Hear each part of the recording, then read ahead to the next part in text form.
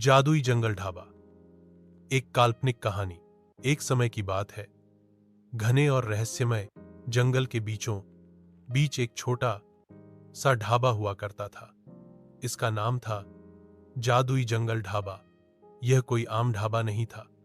लोग कहते थे कि यहां जो खाना खाए उसकी सारी थकान मिट जाती है, और कुछ तो यह भी कहते थे कि यहां के खाने से मन की बातें पूरी हो जाती हैं।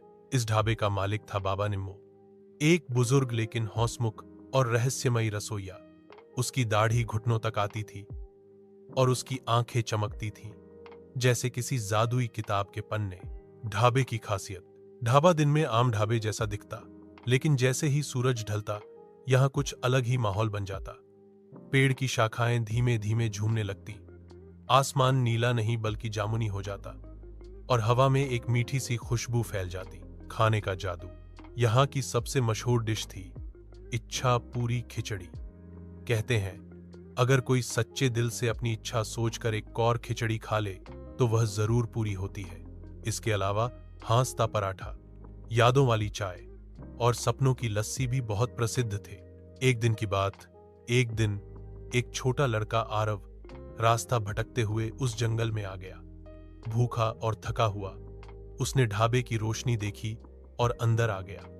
बाबा निम्मो ने उसे हौंसते हुए स्वागत किया और एक कटोरी इच्छा पूरी खिचड़ी दी। आरव ने आंखें बंद करके खिचड़ी खाई और मन ही मन कहा, काश मैं अपने घर पहुंच जाऊं। जैसे ही उसने आखिरी कौर खाया, एक हल्की सी धुंध फैली और वो फिर से अपने घर के दरवाजे पर खड़ा था।